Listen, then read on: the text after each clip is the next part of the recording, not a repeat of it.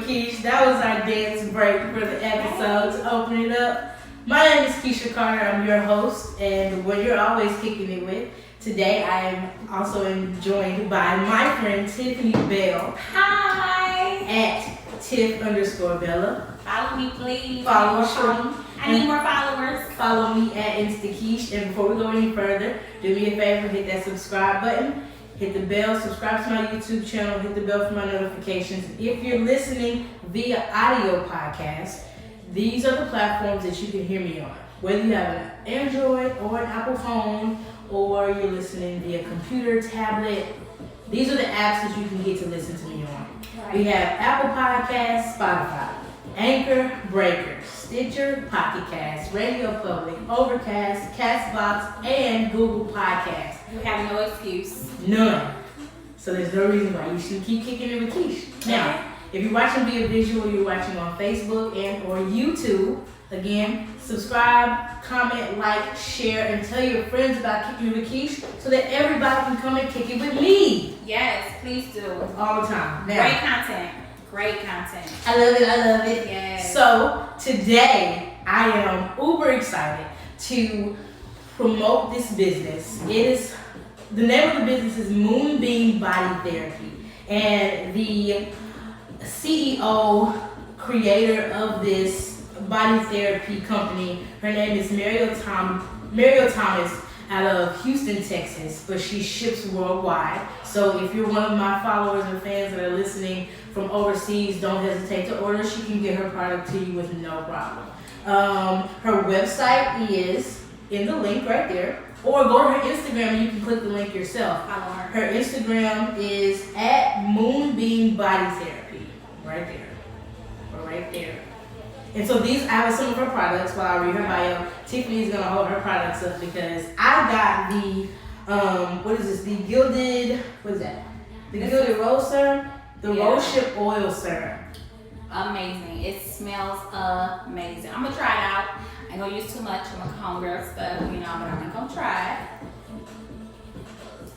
It smells amazing. I know, and it's like I got makeup on, so I couldn't put it on my face, but it's cool. So I use it for after I wash my face, as once a week I use oil for my face, because my skin gets natural oil, but once a week I like to add oils that are essential to my face and not just just oil. Mm-hmm. So this has let me let y'all know what the Gilded Rose Ship Oil Serum has in it, because what it has in it is why I got this one. So the ingredients of this is the Rose Ship Seed Oil, cold compressed sweet almond oil, jojoba oil, that's jojoba, jojoba. We can spell it, like Spanish jojoba. That oil. Or African American jojoba. Right. It has sunflower oil, grapeseed oil, proprietary essential oil blend, and this is my favorite part. What is it? 24 karat gold flakes and dried rose petals, handmade. I'm sorry. 24 karat magic is in Moonbeam Therapy's Gilded Rose face serum. Now, granted, so I got this product as well as the Beam Cream. It's a hair and body moisturizer, so if you don't want to use it for your hair, your coils, and your curls, or your scalp, you can also use it for your hand and body, and it's great as well. It smells great. I'm a scent person because if it lasts too long, then I don't get jiggy with it, but it feel like it's going to just be refreshing. And these are all natural products. Oh. These are organic products that she uses. Like, okay. Listen. I like that. Go to her website, click on her IG, click the link in her bio, follow her. Okay. And enjoy the products that she has. Moonbeam Body Cream Therapy. It's amazing. It's amazing. Shout out to Mariel Thomas. So let me read this little bio. After I bragged about it in my own words, Moonbeam Body Therapy is an earth-conscious self-care mental and physical maintenance company out of Houston, Texas that was created by Mariel Thomas. This amazing lady is an educator and all-around creative and created Moonbeam Body Therapy as a form of self-care to decompress from her day job. Her company solely focuses on all natural products that are clean and free from harsh chemicals and additives. Moon Body Therapy is for the earth conscious person who believes in being kind to themselves and kind to the earth. All packaging is recyclable, compostable, and responsibly sourced. Okay. Yeah. If that don't make you want to go buy something off the Moonbeam Therapy website, I don't know what does. Listen. Follow. Wherever follow is. Go follow her. Follow. You got a new one. I'm going to be buying something. Support Black-owned businesses. Facts. And then let her know that you seen her about Moonbeam Therapy on Kicking It with Keesh. She's going to love that you need it. Yes. One more time. Get your product, guys. It's not, is it merchandise? It's not merch. It's essential. Like, if you need an essential product, Moonbeam Therapy products are your essential product. Like, we don't have essential workers. We got essential products that we Facts. And she doesn't just send out her product, just ship it to you. She sends you her Moonbeam Therapy card with her logo and things on it and her name on it. She sends you a thank you card as well, letting you know she is thankful for you with a special note on the back. Marketing is important. Marketing is, listen, this Moonbeam Therapy, she sends you a free little open notebook, like for you to write in, like a little notebook, notepad for you to have just in case you want to jot something down, you need something. And I haven't opened my Open Me card. It says, Open Me, I want to tell you something from Moonbeam Therapy. So I'm going to open it and see what these CEOs. Discount or nothing. Right. Nobody to share, take your discount code. It's a handwritten note for my purchase. Like, the CEO wrote it herself. It doesn't get better than that. You don't get any better than that. Yeah, I'm hyped. So, thank you. I'm in love with the Moonbeam Therapy Company. Make sure you become in love with it as well. Fall in love. Order your product. You will not regret it. Right. Shout out to Miss Mariel Thomas of Houston, Texas. Right. After this, I'm going to be purchasing these products. So Go get your Moonbeam. Without my check that has not been stimulated yet. Out of my own finances. Own finances. But even if you buy with your stimulus check or your child support check, we're not judging. We're not judging. We take all forms. I'm sure she takes all forms of payment. Be fast. Now, okay, so today's show is titled Marriage, New School versus Old School. Now, our show quote is, the first show quote we have today is, make it your goal to create a marriage that feels like the safest place on earth. That quote is by Greg Smalley. Okay, Greg. Right. The second quote is anonymous, but it says, be with the person that always chooses to fight for you. I agree. That's real. Now, before I get into my little feelings about discussing old school and new school marriage, we're going to take a quick commercial break. Let you guys hear my voice for about 15, 20 more seconds. And we'll be right back. So keep kicking it with Keesh, and we'll be right back. Right back. Don't you end this episode. You better keep listening. These messages, will be right back. What's up, you guys? You're tuned back into Kicking It with Keesh, and I should have moisturized my lips before we started pushing play, but it is what it is. Tiffany's going to hit you guys with the definition of marriage while I moisturize. Let me tell you what marriage is for you guys who do not know what it is, okay? It is the legally or formally recognized union of two people as a partnership in a relationship. Legally, meaning paper, okay? I'm with it. Now, give you that. Let's jump into this old school versus new school marriages, because I feel like there are heavy similarities, but there are even heavier differences. Reasons why marriages don't last as long as they used to. Now, granted, I come from a family of great examples. Like, my parents have been married 34 years, and your parents have been 43. Right. And I've also seen my grandparents marry until death do us part, and my great-grandparents marry until death do us part. So that's all for real, that's all that I know. Facts. All that I know. My grandparents were also married for that long. Like, till death did them part. And then I think a year after my grandmother died, my grandfather died from a broken heart, they say. So he passed as well. So death did them. That's where we come from. Yeah. Now, granted, everybody doesn't have those examples to live by or to look up to or to learn from. And within the close 34 years of marriage, I've been witnessing of my own parents. Okay. Trials and tribulations ain't even the word. Hell and high water ain't even the word. Okay.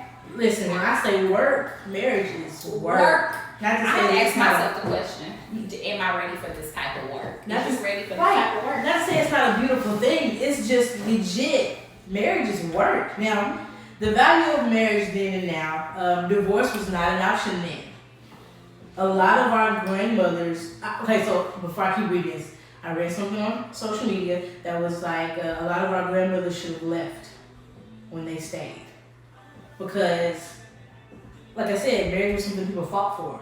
So whether it was your husband cheated, or they went and had a baby outside the house, or they lost their job, or they became an alcoholic, or my plethora of problems. Yeah, I could say that my grandfather worked a lot, and my father, he worked a lot. And so for us, I'm not gonna say my mother should have left or my grandmother should have left, but they were present in the household what a union should be. But far as what we desire in marriage, far as what we romanticize about what marriage can be, I think that that wasn't what marriage was back in the day. Now back then, marriage, like I said, regardless of the issues that came up in the lives of the marriage, it was something that was fought for. So it's regardless of whether you those vows were serious. People took those vows to heart, regardless of whether you lose your job tomorrow and we are may or may not be out on the street. I am by your side, for better or for worse. Right, for better or for worse. Okay. Simple as that. So richer and poor. So that's he had money, he could provide. He or she, right? Yeah, he could provide. They can provide, and now someone's no longer providing. Right. Okay. Now, like we said, divorce was not an option, such an easy option then. Gender roles were black and white. Now, back in the day, we come a long way from women's rights and the evolution of the role of the woman in the household and in the workplace. Back then, the woman was at home caring for the home and the child or the children. Not to say that that's not a job, but it wasn't a per se paid job. Right, she wasn't in the economy working like the men. Right. Okay. So the value of marriage as far as gender roles, it was for sure. Yeah, it was very clear. Also, can I say something on that? Yeah. The difference, and it actually changed for me, I saw the difference in my grandmother and my mother, because my grandmother never worked. They had a restaurant at one point in time. Tiffany's Diner is named after me because I'm the favorite grandchild. I just want to insert that. But my grandmother never worked other than having that restaurant. Yeah. And that probably lasted until I was probably 6 or 7. And that was the only time that she worked. My grandfather passed away, and she still did not work. And for 10 years. So it was clear black and white. She had 13 children, birth 13, 11 living. That was her job. That was the only job that she knew. And back in the day, my granddaddy brought the check home. Right. To her. My grandmother paid bills. Yeah. Okay. And that's how it is in my parents' home. Like my dad, mind you, both of my parents work. But they bring their money into the home together. But my dad for sure brings his check to my mom if it's not direct deposit. But it comes directly to where my mom makes sure the bills are taken care of, and all that my dad has to worry about is making sure he is at work and being present for it. He doesn't have to deal with the stress of the bills. He knows my dad knows if he didn't brought the money home, then the bills are for sure paid. Paid, yeah. And well, my mother and my father both worked. So that was the difference. My mother never saw her mother work, but both of them worked. And to this day, my father takes care of everything. I remember one time my mother told me she only paid 2 bills. That must be nice. I'm not. Lord, I Lord, continue to mold me to be a great wife for your kingdom and for my husband. Yes. Because thy kingdom come, okay? I'm tired of paying bills. Not to say I'm not going to contribute because I contribute 20%. Listen, I know you won't sound like that. I am a rich individual as far as I have a rich mindset. I will be wealthy. I'm a wealthy individual. My spouse is a wealthy individual. We're not just talking about wealthy in finances. We will be more than taken care of. Oh yeah, because my thing is, if I'm not paying 80% of the bills, here's the thing you have to understand. As individuals, you pay 100% of your bills. As together, you're paying okay, say your husband is able to provide 80%.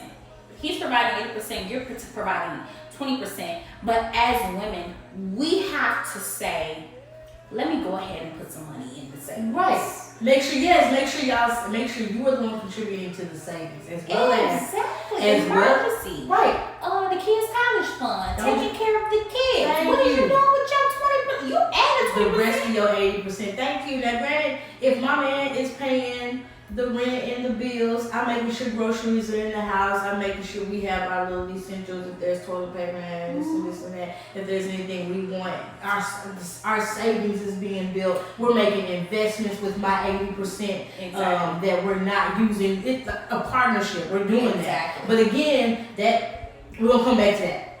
So other values of marriages from then, I guess it wasn't a value, but it's a fact. Age was just a number for real back in the day.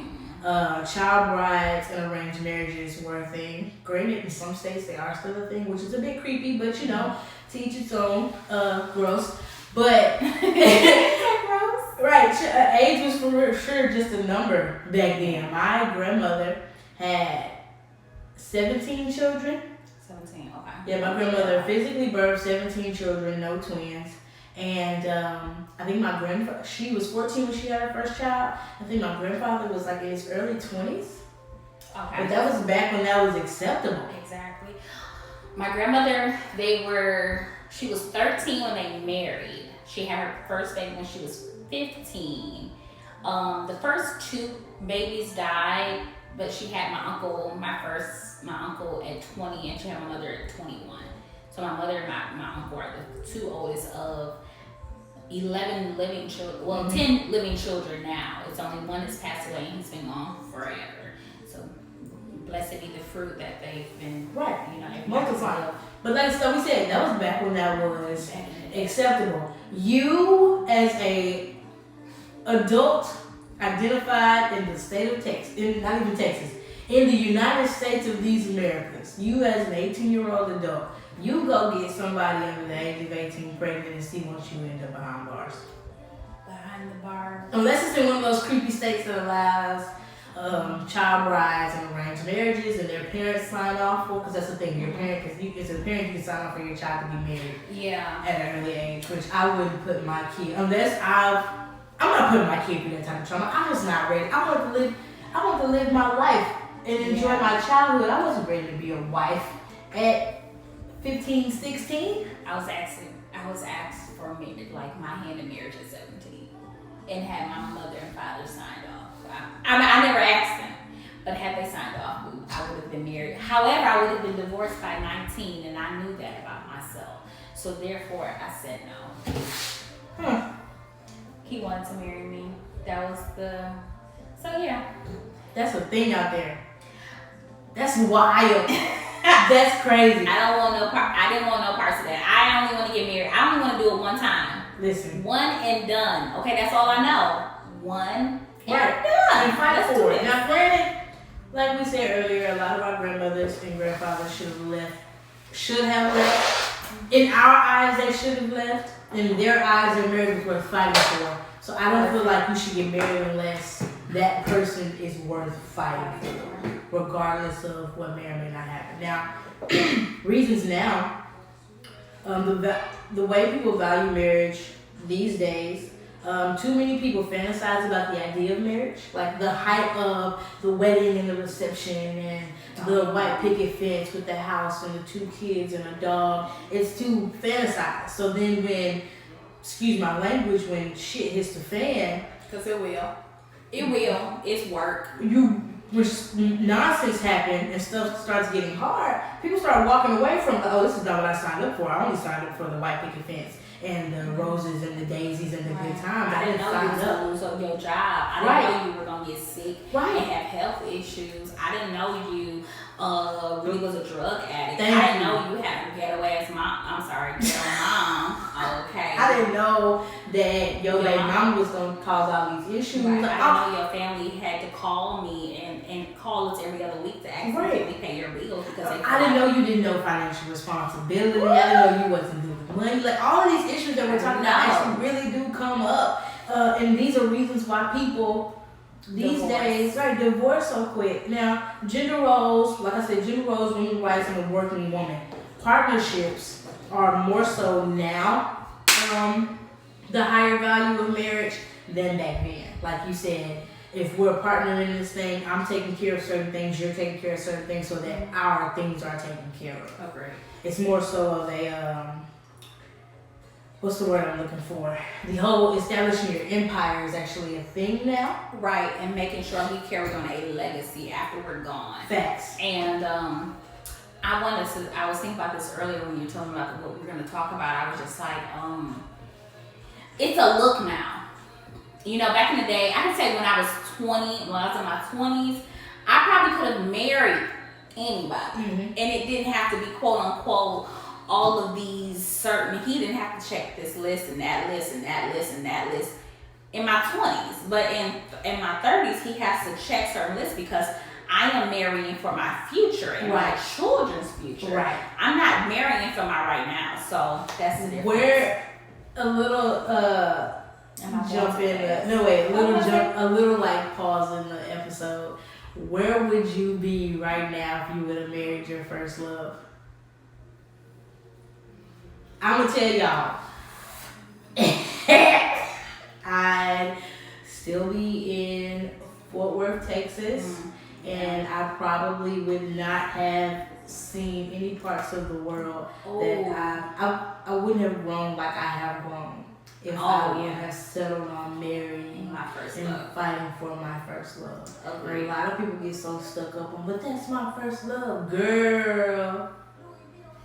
You ain't even tried nothing different. I think I'm not mistaken. My first love married one of the girls he cheated on me with in high school. He didn't. Well, he had a baby by her, but he didn't know. It had yours had a baby by her? Mm-hmm. Yeah, no, he married. They married. Yeah, he married. Had I married my first love, I would have definitely been in Michigan. Never to have moved. I definitely wouldn't have thought to travel the world or see the world outside of where I've seen it. Yeah. Because I wasn't exposed to that. I actually wasn't exposed to that until I went to college. And I remember just a little story. I remember I went to college, and granted, my parents never traveled. They don't have a passport. Nothing. Mine didn't get a passport until after I became a flight attendant. Okay. I was like, don't worry about my benefits. Exactly. Let's stick a pin in that. They never. And so I went to this like inquiry, study abroad program. My dad told me, "Wait, you just left home?" Yeah. He was just like, "You talking about traveling the world?" So that means you're trying to hold me back. You trying to hold me back? Trying to hold me back. No. These niggas trying to hold me back. Even my daddy trying to hold me back.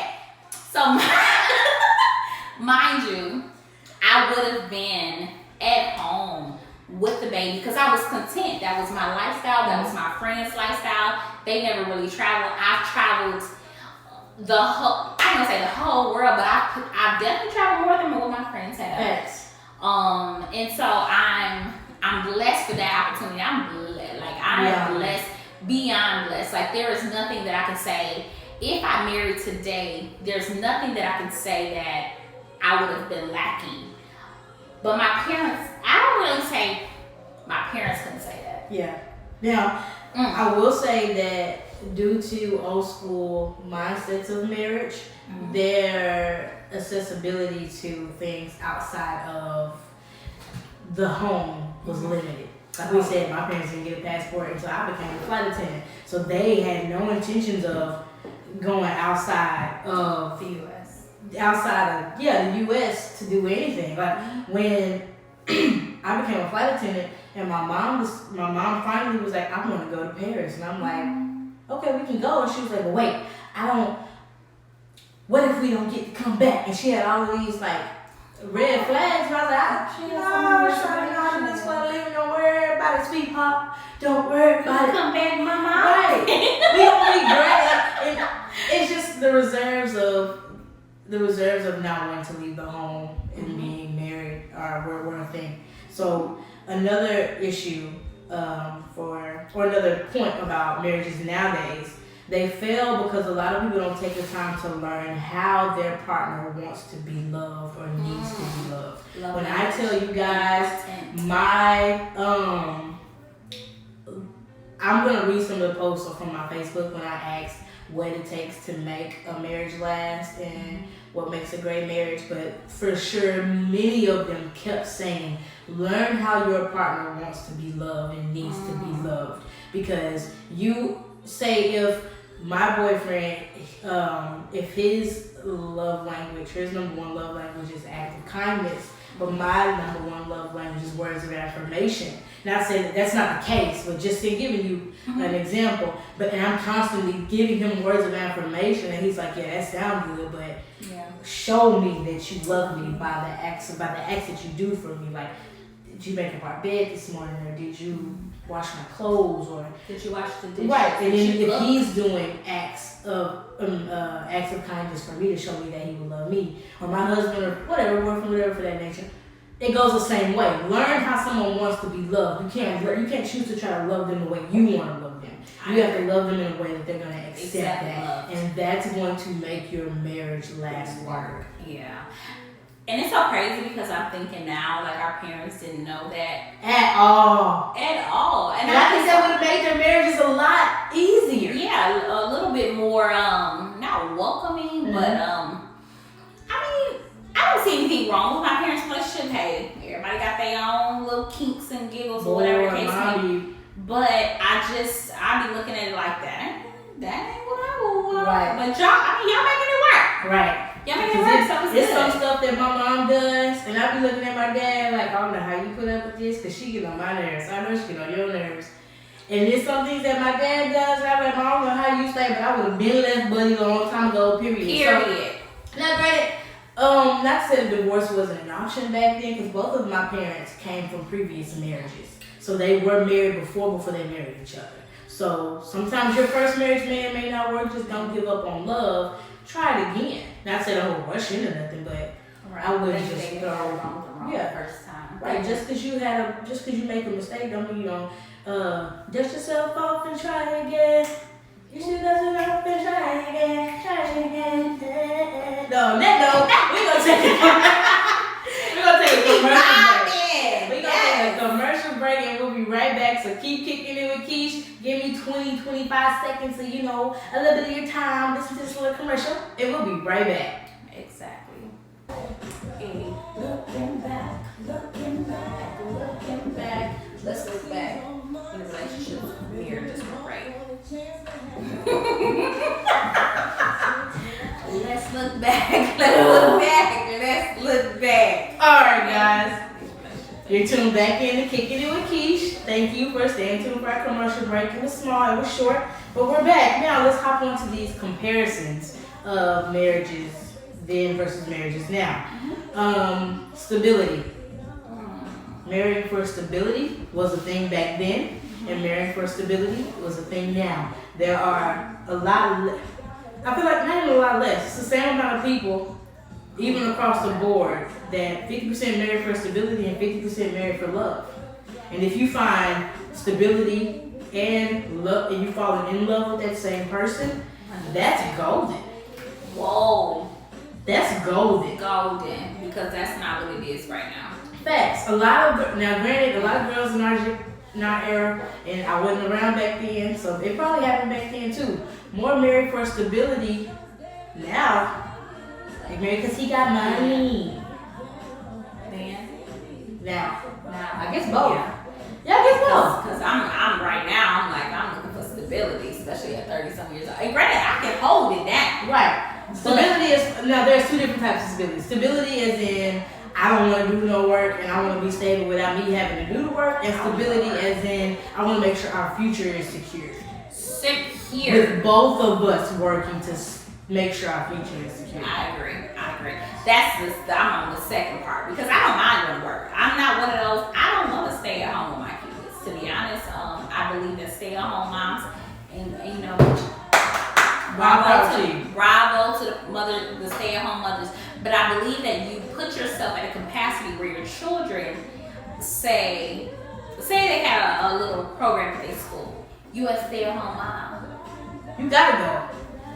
They expect you to be there. And you do not want to go to this soccer game. For sure, you don't want to take it to practice. It's an escape. Now, granted, like she said, I applaud all stay-at-home moms. I stayed at home with my nephew on my off day, and I was like, he can stay at the house with his people. He don't need to stay nowhere near me. He too demanding.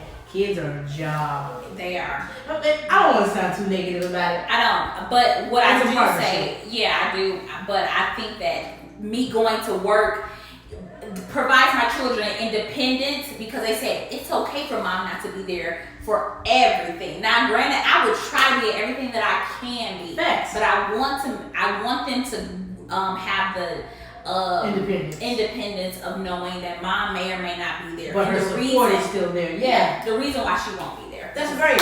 Okay. Now, what I don't understand is, and maybe this is just me, I will never settle to be married just to say I'm married. Like if I was gonna settle to be married, like I said, like you said, I could have been married a long time ago. There's a young man right now in our United States Navy that is waiting for my current relationship or any relationship that I've ever been, not even my current one. He's just waiting to be like, I don't know why you won't just have a family with me. And I'm like, because you don't. There's more than one box to check than just to be the woman you want to start a family with. That's great grounds. Yeah. That's a great point to make. But are we compatible? You ain't even checked that. First of all, military men always want to get married. I done came to that conclusion. And you know what? And when I told you about I could have got married when I was 17, it was some military men because you know what? They get extra money. And so they ready to get that extra money, which is fine.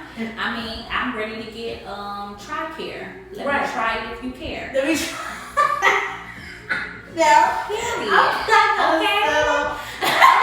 But regardless, military, no military, I'm not gonna settle and end up being unhappy just to settle and say I'm married, or marry for money just to say I'm married. Have a piece of man and a whole man. Right, we're not doing that. Now, granted, some of these comments on my Facebook that my friends left are absolutely golden. So we're gonna read. Let me see what they say. We're gonna read some of these comments. So the question that I asked was, I asked for only married couples and married friends.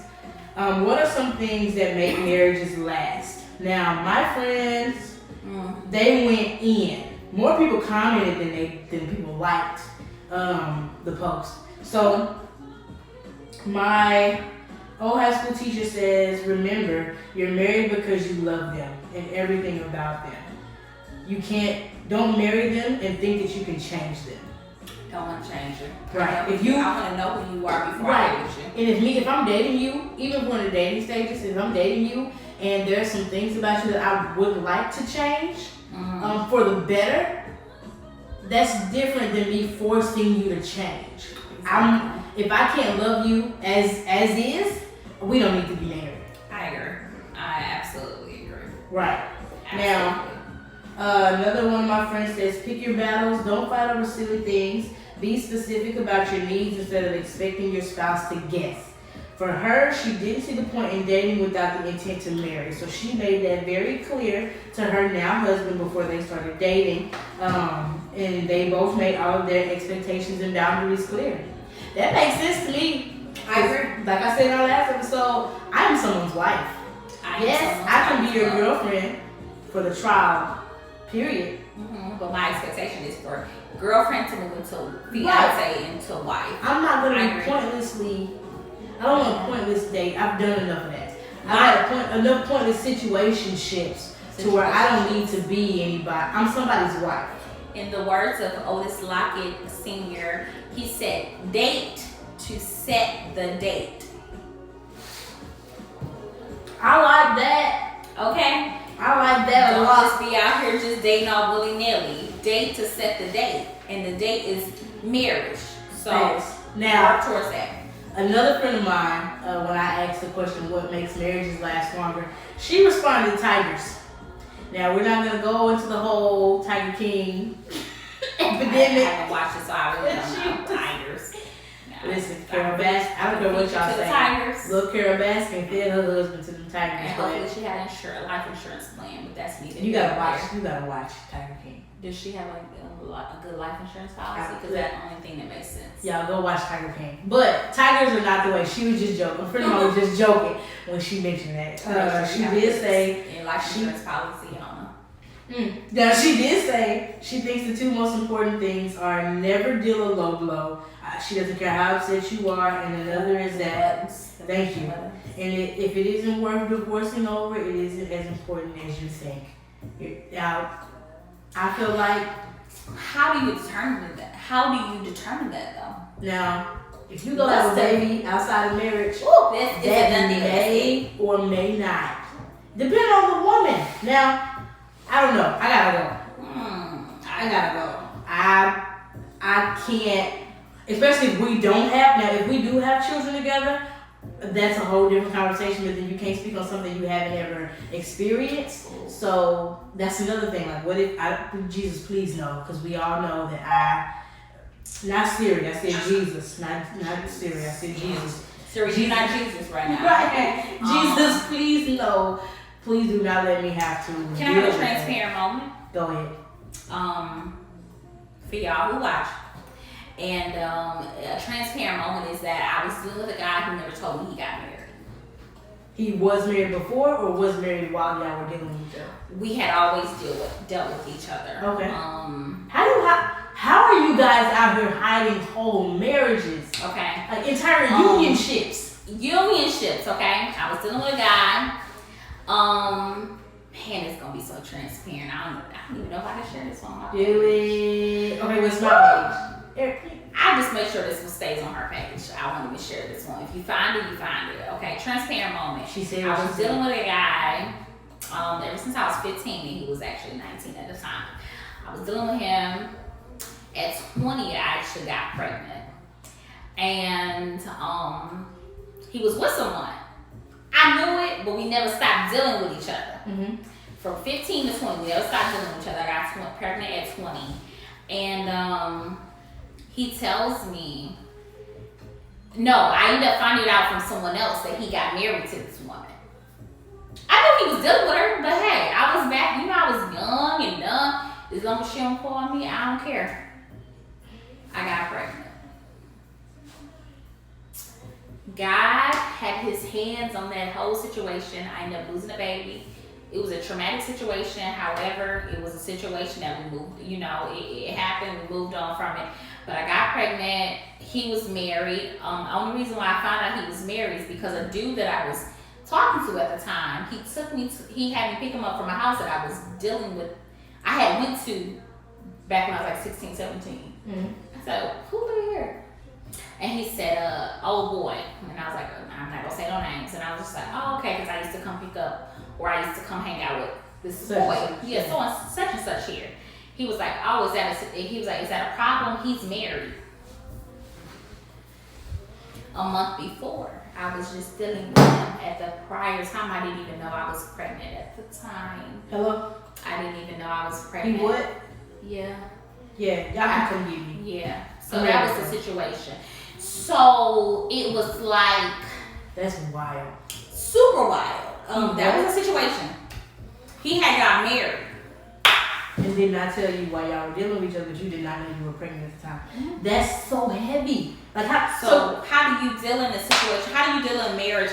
And granted, to this day, actually right now, they've actually, within the last year or so, I heard that they may be divorcing, but she stayed with him, and we would have had a 16-year-old this year. Mm-hmm.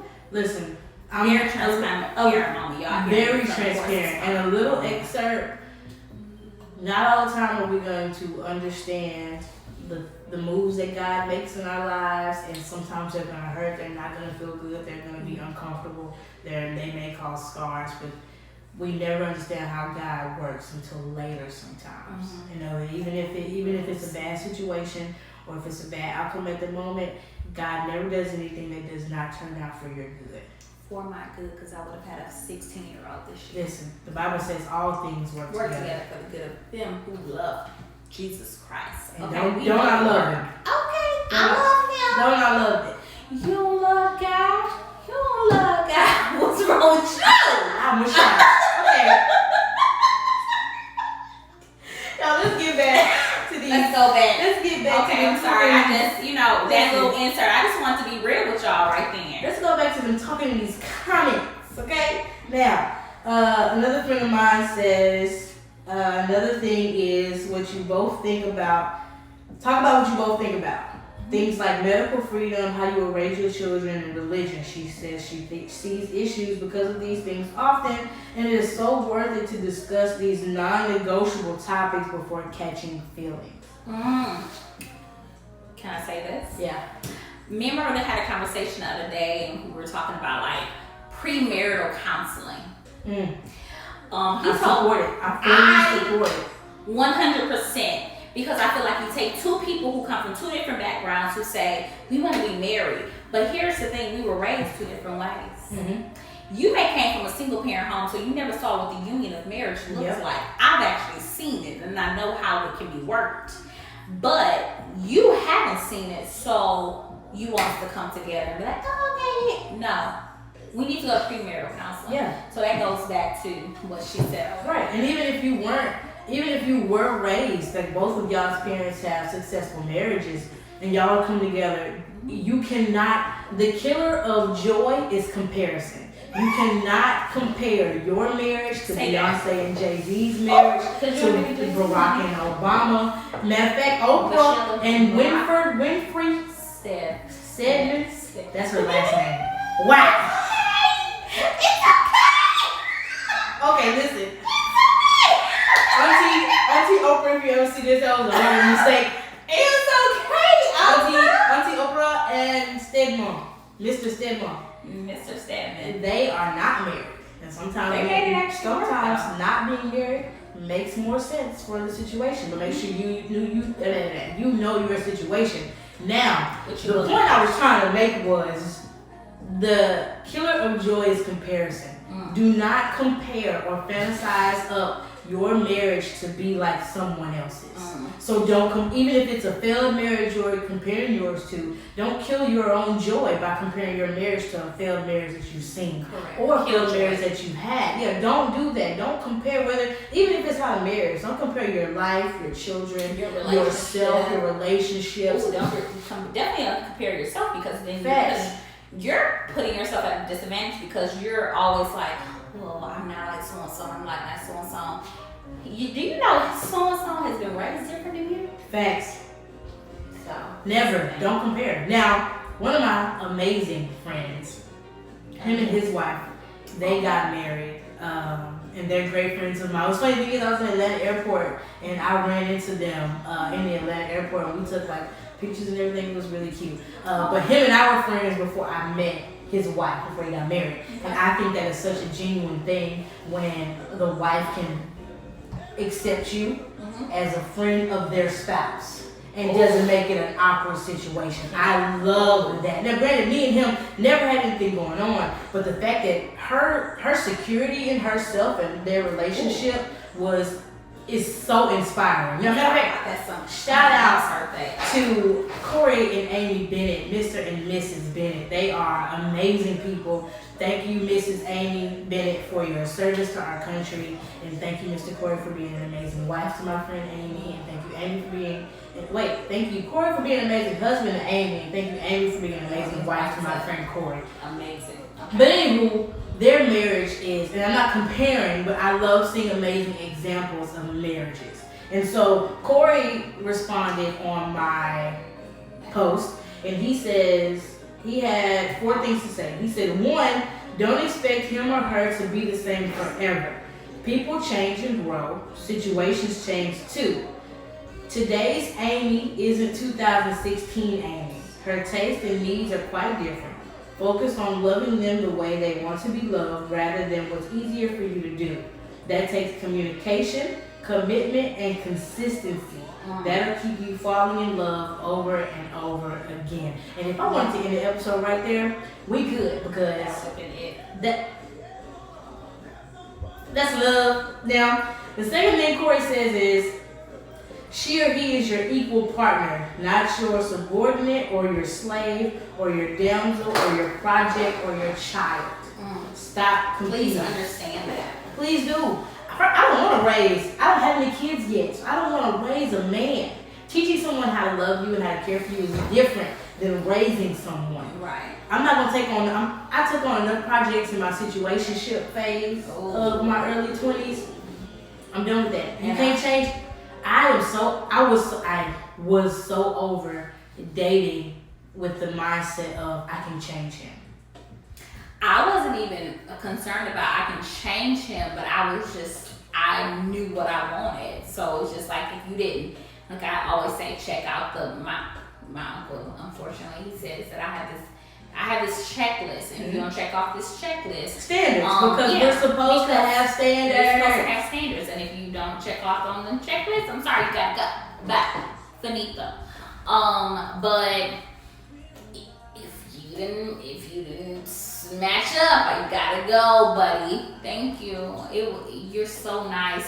And you know what? Here's the thing. I'm so nice about it. I'll be like, you know what? It's just, I believe that we are in this place that we just need to be friends. Right.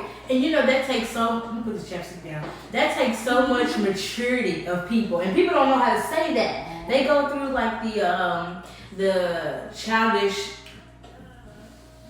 move of just ghosting people. Don't just ghost people. A lot of people don't deserve to be ghosted. Don't deserve it. Be open and just be like, hey, you and I would be better off as friends. Like, every great person you meet, you do not have to be sexually engaged with that person, or you don't have to continue to be sexually engaged with that person just because they're a great person. There are a lot of great men that I know that are great men. They're just not great men for me. I agree. However, they're not great men for you, but if I get into a relationship, you won't be the man who I will continue a friendship with in my relationship. Right. And it'll end quick. And it'll be another early divorce in our now married to rub my husband. Right. Because you ain't gonna put a ring on it, so I'm not gonna be letting you mess up what I got going on. Period.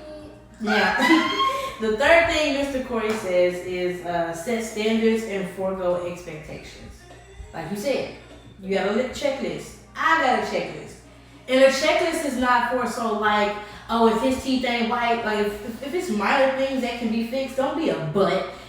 Don't be a butt to people with your checklist. Because then you'll never get married. Exactly. But if it's reasonable standards, we need you to have reasonable standards for someone you want to marry. Like, do they have their head on straight? Are they an ambitious person?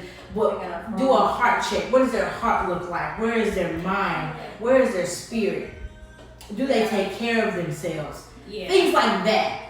Don't be the one that's like, he needs to be 6'7". He needs to have 50,000 in his bank account. He needs to drive this. He needs to do that. He needs to no, because then you're gonna be single. Or I'm not that way. I believe that I have health insurance. If you don't have health insurance, yeah. However, I am willing to make sure you have the job that I know will help take care of this family. Right. I will push you to your God ordained destiny. Thank you. Now it's different from meeting somebody that has not set. Okay, so there's two things. You can meet somebody that is walking into their potential and it is progressing and you push them to their potential versus seeing someone's potential and they don't see it and they ain't doing nothing to help it, and then you trying to change them to see it. Never fall in love with someone's potential. I agree. If you're going to fall in love with someone, make sure it's not for their potential. I agree. Because another thing is, how can I say this without... Okay, I'm going to say this. Okay. I'm dating a dude, and he's doing what he wants to do, what his God ordained destiny he feels like he wants to do, which is acting. Great. However, your job, your daily job that you still have to work, doesn't, for me, it doesn't provide the stability that I need for just what I want for my future. So for me, I'm just like, okay, do I wait around to say, hopefully he become the next Denzel, or do he become the next Will Smith? Now, granted, I will say we got a lot of differences going on in this episode. There is a big difference in me chasing my dreams and working to make sure I'm taken care of, versus me taking the biggest risk in just chasing my dreams. As a kid in high school or in college, all I gotta do is I just gotta go to school. I can go to school and chase my dreams at the same time, but as an adult, you have financial responsibilities. You're an adult. You have to grow up. There's a mind change. Yeah, mindset shift. Thank you for that. There's a mindset shift, and like me, I'm chasing my dreams, and I don't have a 9 to 5, but I have a job, a career that makes sure I'm taken care of while I'm chasing my dreams. Now you can stick around. I'd rather him have a job that makes sure he's taken care of and his future is secure, as well as him chasing his dreams as well. Because I'm all for multiple sources of income. So if you can do both, boom. If you have to work that job until your dreams take off and they're actually taking off, then boom, I'm there to support you for that. But please don't go quit your job and thinking he or she is gonna stick around while you struggle in your acting career, and you can't even buy us a loaf of bread or like exactly. And then you want to start a family. With what money? So you want to start a family off of my income? Because my thing is, if you're in the event that your acting career or your career does not take off, now you've solely put you've put the responsibility and the strain on me. And I'm not a woman who says I'd rather have a piece of man than no man. I'd rather have no man, because my thing is, if I have you and I'm taking care of a baby and I'm taking care of myself, I can just take care of me and myself, me and my baby, and then you can be eliminated. Or why even bring a baby into that situation? Dig your facts and why struggle? Like, be smart about producing these kids. That's a big 36 on Sunday. Why would I be struggling? Early birthday. Are we doing that? Maybe I'll happy hour. We'll talk about that. But that's another thing. Don't think babies are gonna solve marriages. It's not. Because then you put that kid's happiness in jeopardy. From my friends that have had parents go through divorce, I've heard the horror stories. Divorce affects children. It does. So don't think, I'm gonna have a baby, I'm gonna give them a baby, or we're gonna have a baby and it's gonna make our marriage better. No, work on that marriage first. Right. And if you have children, while you guys are going through a marriage, therapy is a thing. Don't shun down therapy. Oh, why do people? Ooh, my brother. Whole nother podcast. I'm sorry, dear. Ooh. Therapy in the Black community is. They don't want it. My brother told me literally. He was like, men ain't gonna want it. He was like, you ain't gonna date no man who gonna want to go through therapy. Why wouldn't you? Because here's the thing, you'll go through therapy at the end, so why not go through therapy at the beginning? Right. To realize and recognize that we are not even on the same page in the beginning. If we're on the same page in the beginning, we have no reason signing that marriage license. If we're not on the same page, we're not even on the same page as the marriage license. How we gonna decide to spend the rest of our lives together to death do us part, for better or for worse? And we at the worst. We at the worst. And you know, another thing I always say, that I would like, this is what I would like in our in my marriage counseling, seriously, for us to say what the normal vows are. I take you to be my lawfully wedded husband, to having to hold you this day forward, whatever, for richer, for poor, to death do us part, through sickness and health, whatever. I want us to tell each other, what does that mean to each other? Right. Because I think it's like, it says until death do us part. through sickness and health. I think it's nowadays is till sickness, not through sickness. Right, and that's another difference between marriage then and marriage now. Marriage then was through sickness and health till death do us part. Till death was the thing that separated us apart. Right now it's until you get sick, I'm here. Yeah, and you get sick and this is too much. I didn't sign up for this. I didn't sign up for these. I didn't sign up to have to take care of you. You got cancer. I gotta go. So you got paralyzed in a horrible accident, or you in a coma or something. I can't stick around for that. You holding up my life. Those are differences. I signed up for a dime and you went and got burnt up in a house fire. Until so let's say that. Okay, for richer or for poor. For richer or for poor means this man may lose his job. But you as a wife should have been setting up a fund, a savings fund, not spending your whole 100% on you and the kids because you ain't got nothing to come back to.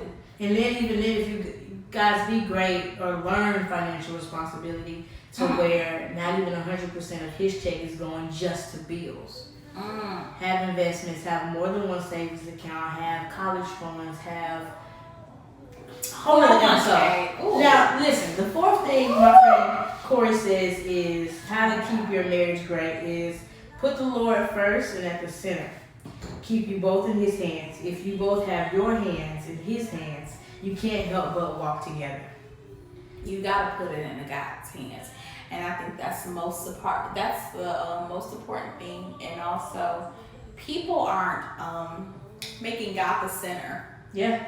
I remember I asked. This could be a whole nother podcast. But I asked the atheist, "Why do you get married?" He was like, "Because." He was just like, "Y'all think it's?" I said, "No, because it says, I commit to you in front of God and all of these witnesses." I believe that. What barriers do you have if you are atheist in your marriage? Yeah. But if I have a Christian foundation, there's a barrier. I'm saying I believe X, Y, and Z won't happen in my marriage. I've put the boundary up. Right. So, and I base these boundaries on what I believe as a Christian. Right. And you're right. Now, granted, again, that goes back to because I know I have followers or subscribers and listeners to my podcast and viewers that are not Christians. And that's fine. If you choose any other religion, make sure you guys have that conversation before y'all try to go and get married. Because as two people who aren't married, that's a big deal. Now I know my boyfriend, both of us believe in God. Like, that's good. I even made the comment the other day, and I was like, I told him he did something for me, and I was like, you're the greatest. He was like, I'm not God. I'm not the greatest. And I was like, so he already believes. Make sure right. So whether you are, he's here.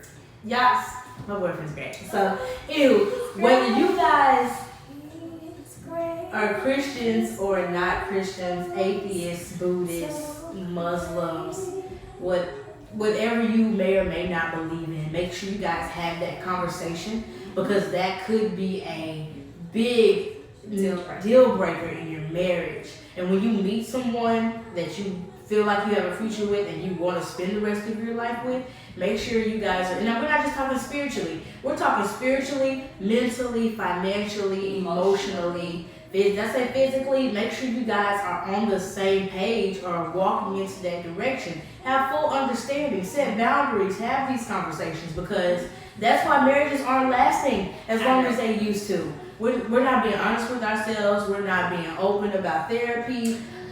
One thing that I always go back to with my mother, because my parents, and granted they are kind of old school, so they really didn't talk to me about marriage, but I just know what I know from what I grew up with and looked at. So my mother said to me one time, she said, in a marriage, you must be naked. And she was like, and I'm not just saying naked physically, I'm saying naked emotionally, I'm saying naked spiritually, I'm saying naked financially. All of those things you need to be naked in, and that means that I need to be open and honest and just willing to let you into a place where I'm vulnerable in this relationship. So that's the one token and thing that I take with me, and I always think about when I think about marriage. Just being open and honest. That makes sense. Now I'm gonna read 2 more of these marriage comments. That's how you post that. Yo, if you're friends with me on Facebook, please go and look at that post. It's a recent post. If you're not friends, send me a friend request at Keisha Carter. I think my page is public. Like, it's public. So go look at it. My Instagram. One of my best friends, her name is Shiloh. Her and her husband, Cade, they are another amazing couple, a young couple that I know. And she says the 3 things that have made her marriage great are communication, trust, and honesty. And this is the last one word before we end the podcast, so please keep listening. It's almost over. Communication. Right, communication. Our biggest fights have come from not communicating. It's critical to remember that your partner cannot read your mind. If you are really upset about something, initiate the conversation about it because they don't know that you are upset about it unless you say it. This also plays into communicating prior to marriage. Discuss the big things like religion, children, how you want to raise children, how you want to operate your household, responsibilities, money, debt, etc. Like Tiffany just said, be absolutely naked in every aspect of life. The second thing is trust. A marriage without trust will always fail. It's very simple. If you do not trust them completely, do not marry them. Kate and Shiloh know all of each other's passwords, and not that they ask for them, but just because it may come up that they need to do something she needs to do something for him, or vice versa. They both have their face IDs on each other's phone in case they need to use it. She trusts him fully, he trusts her fully. If he goes out with the guys for a night or for a bachelor party, if she does not go out with them, she trusts him. And she says if she did not trust him, she would reevaluate their marriage. The third thing is honesty. Shiloh says this one is the hard one. You have to be honest all the time, especially when it's the hardest thing to do. Those are the conversations that grow your marriage into a strong bond. If you are worried that your partner will leave, if you are too honest, then they are not the right partner.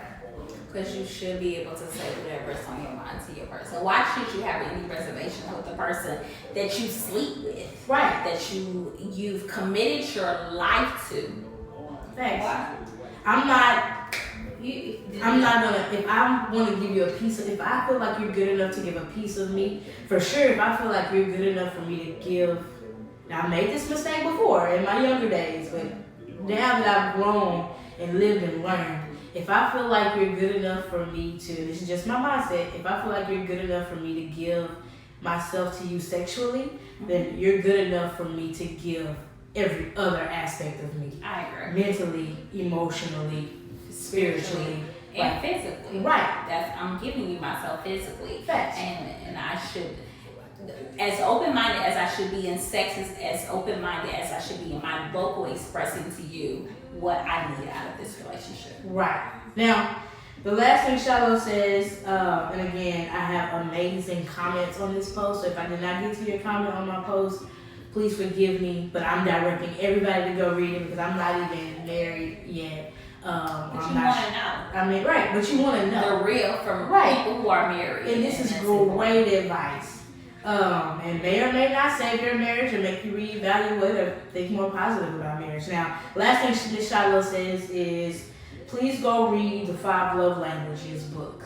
Make sure you know your partner's love language, because if you do not know how to love them or how they need to be loved or how to love them and vice versa, your marriage will not work. It won't. And did I ever tell you about how we possess 5 love languages, but at one point in time that I did not possess all 5? Really? Mm-hmm. Acts of kindness was not a part of it because I was used to doing everything myself. Right. And I mean, as single women, we begin to, I do this for myself. I do, like it's that I'm independent. Right. And let me tell you something. I don't know where that came from because I want to be independent. Yeah. I don't even want to be independent. Baby, can you please go put some gas in this car? Can you please go wash this car? Can you please go vacuum this car? Can you Now listen, I make, it's not a mistake. I tend to, like I said earlier in the conversation, I tend to mix the my love languages. So acts of service ties into is acts of service? Acts of service for words of me. affirmation, acts of service, physical touch, Gifts. gifts. Yeah. Yeah. So I gifts, gifts, and So at the bottom. acts of kindness or acts of kindness, acts of the gifts and the acts. Those two love languages for me, they tie in together sometimes because I may buy you something out of love because I'm good for my man needs those Nike sweats, or I want him to have them, so I'm gonna get them for him because I want him to have them. Or let me go ahead and pull out an article of clothing and iron it for him because I know he'll need it for tomorrow, and his clothes are already ironed. Or I went to the grocery store the other day and I realized that my boyfriend was out of ground turkey, and I was already at the grocery store, so it was like, let me go ahead and get him some more ground turkey so that he'll have it, so that he won't have to worry about getting it. Like, it's this small act, whether it's small or big, I tend to like mix those together sometimes. Like I mix quality time and physical touch together sometimes, because if I'm with, and this is with my significant other, when I'm with my significant other, when I'm with my boyfriend, if we're spending time together, your physical presence is that physical touch that I'm thinking about. I agree. And I'm just gonna say this for your for people who are not familiar with the love languages, because everybody does not take this into consideration, or maybe you're too young, or maybe you're just not there yet.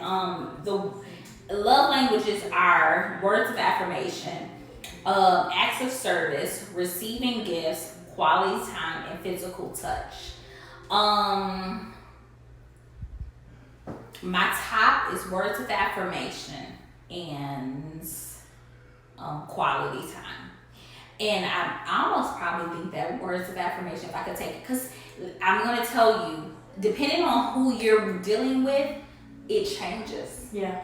And so I don't really even think words of affirmation are high up on my list anymore, because it used to be high up on my list. It's probably acts of service now. I'm going to go back and take the test, because depending on who you're dealing with, it's just like, I may need from you your quality time, because I'm not physically present with you all the time. Yeah. And I also may need your acts of service, because maybe I'm needing you to do things for me when I can't do them for myself. Right.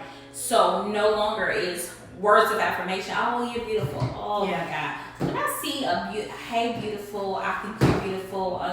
That I know that. Move I know that. No and I think, not to cut you off, but I honestly think that's because I feel the same way too, because I'm secure in who I am, and my physical aspects of me. And like I said, I'm not being, in the most humblest ways I can say this, I'm secure in what I look like. I know I'm beautiful. I know I'm gorgeous. My parents made sure I knew that. I knew that from home before I had to go out. But not even had to, before any little boy outside of my parents would be like, oh, you cute, and think I'm just gonna throw my panties. No, my parents made sure I was well aware that I was beautiful when I was growing up. So that's nothing. Words of affirmation is important, because of course I want the person that I'm with to let me know out of his mouth that he cares for me and how he feels about me. Yeah. Right. So my top two are quality. Now my top two now, like you said, it changes with who you with. My top two now are acts of kindness and quality time. Because I'm a flight attendant, I don't always get to be at home.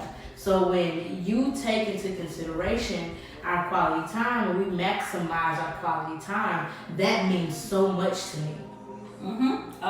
If I'm coming home and I've been working a whole 4-day trip, 3 or 4 day trip, and I'm tired, I got jet lag or whatever, you rub my feet, you take me out to go see a movie, or the acts of kindness they make, you buy me flowers, even if it's simple as like a card, or just letting me, it doesn't have to be buying me nothing, just let me, I don't know, that, all the aspects, it comes into play. I And it's so funny because I be like, I listen to dudes that I date, and if they tell me, oh well, I did this X, Y, and Z for my ex, and she didn't appreciate it. I said, was that your love language or was that her love language? Ooh, that makes sense. Because did you take the time out to figure it out? So again, as we end this episode, make sure you're figuring out if you're listening. If whether you're in a marriage that has been on for years or in a marriage that's fresh or anywhere in the middle, make sure you figure out how your partner wants to be loved, how they need to be loved, and vice versa. Do not frown upon therapy, and make sure you keep your marriage fresh. There are a bunch of spice. There are a bunch of sites, stores, things you could order, games you could play.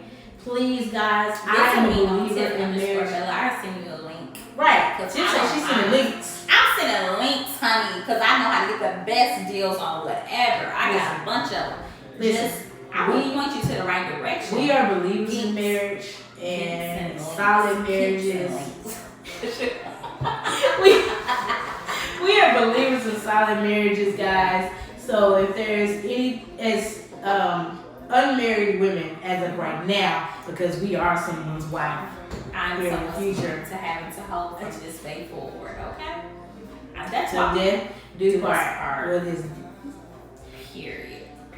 So anywho, hit Tiff up if you need some links. Tiff_Bella @Tiff_Bella. Follow me at @InstaKeesh. Subscribe to my YouTube. Press that bell for the notifications. Make sure you're kicking it with Keesh. You're watching Kicking It with Keesh. My name is Keisha Carter. This is Tiffany Bell, and we've kicked it. All right. Bye, guys.